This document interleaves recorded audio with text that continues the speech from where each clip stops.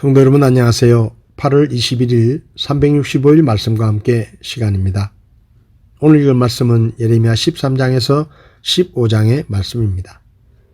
13장에는 유다 심판에 관한 9가지의 예언 가운데 5번째에 해당되는 메시지가 기록되어 있습니다. 13장에 나오는 아마포 흐리띠는 제사장들이 띠는 것으로 유다를 가리킵니다. 고도의 함축성과 상징성을 내포하고 있는 두 가지 비유, 즉 훼손된 아마포띠와 포도주 가죽 부대의 비유를 통해 유다에 임할 심판과 환란을 경고하면서 회개를 촉구합니다. 그리고 세 가지 짧은 경고인 흑암의 산과 왕과 왕후의 화, 에티오피아인의 피부를 통해서도 동일하게 회개를 촉구하십니다. 14장은 유다 심판에 관한 예언 가운데 6번째에 해당하는 메시지가 기록되어 있습니다. 가뭄으로 인한 유다 백성의 고통이 심해지자 예레미야는 하나님께 중보 기도를 드립니다. 그러나 하나님은 확고하게 그의 기도에 응답해 주지 않으실 뿐만 아니라 도리어 유다가 멸망하게 된다고 선포하십니다. 이 기근은 거짓 대언자들의 칼과 기근이 임하지 않을 것이라는 기만을 입증한 것이기도 합니다. 현실적으로 닥친 대기근으로 진정한 구원자가 오직 하나님이심이 드러났음에도 유다는 여전히 거짓 대언자들의 달콤한 유혹에 끌려 회개하지 않습니다. 이에 예레미야는 하나님께 이스라엘을 구원하실 것을 간절히 구하지만 하나님은 오히려 예레미야에게 이스라엘을 위해 기도하지 말 것을 명하십니다. 그리고 그들이 드리는 금식과 소제도 받지 않으시겠다고 하십니다. 그러자 예레미야는 지속적으로 이스라엘을 위해 기도하며 그들이 그렇게 된 것은 거짓 대언자들이 거짓 평강을 전했기 때문이라며 계속 백성들을 위해 기도합니다. 15장에서도 하나님은 유다를 심판하시고자 하신 뜻을 철회하지 않으십니다. 이는 유다의 부패상을 더는 간과하시지 않겠다는 결심이 표현된 것입니다. 예레미야는 중보자로 나선 자신의 고통을 호소합니다. 그는 핍박자들의 위협으로 대언자 직분을 계속 감당할 수 없다고 고백합니다. 이에 하나님께서는 예레미야를 핍박자들로부터 보호하실 것을 약속하십니다. 예레미야의 중보기도에 대한 하나님의 응답으로 백성들이 4가지의 벌을 받게 될 것을 말씀하십니다.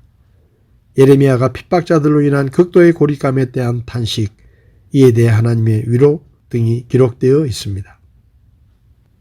오늘 제 마음에 와닿은 말씀은 예레미야 13장 23절의 말씀입니다. 에티오피아 사람이 자기 피부를 표범이 자기 반점을 변하게 할 수 있겠느냐? 그리할 수 있을진데 악을 행하는 데 익숙한 너희도 선을 행할 수 있으리라. 예레미야서에는 남왕국 유다의 멸망을 앞두고 하나님께서 그들에게 우상 숭배와 죄악에서 회개하라고 촉구하시는 하나님의 메시지가 기록되어 있습니다. 그러나 유다 백성들은 예레미야를 통해 경고하시는 하나님의 말씀을 듣고도 죄에서 돌아서지 않았고 결국 하나님께서는 유다를 심판하실 것을 선택하셨습니다. 이 말씀에서 하나님은 에티오피아 사람이 검은 피부 색깔을 바꿀 수 있겠느냐? 표범이 그 얼룩을 바꿀 수 있겠느냐? 만약 그것이 가능하다면 언제나 악한 일만 하는 너희도 착한 일을 할 수 있을 것이다 라고 말씀하시며 하나님께서 유다의 회개에 대한 기대를 접으셨음을 말씀하십니다. 하나님은 계속해서 광야 바람에 사라지는 지푸라기처럼 흩어버릴 것이다. 이것은 너희가 나를 잊고 거짓 신들을 믿었기 때문이다. 이제부터 수치의 날들이 시작될 것이다 라고 말씀하셨습니다. 이 말씀을 통해 우리는 아담의 후손으로 죄의 본성을 물려받고 태어난 사람은 죄인이기 때문에 스스로의 노력이나 수고로는 결코 죄를 씻을 수 없다는 것을 깨닫게 됩니다. 에티오피아 사람이 피부의 검은색을 바꾸지 못하고 표범이 자기 얼룩을 바꿀 수 없는 것처럼 죄인인 사람은 자신의 죄를 해결할 힘과 능력이 없습니다. 이렇게 모든 사람은 죄인으로 태어나 죄인으로 살다가 죄인으로 죽어 하나님의 무서운 심판과 지옥의 멸망을 피하지 못하는 절망적인 존재입니다. 구원에 대한 아무런 소망이나 희망도 없었습니다.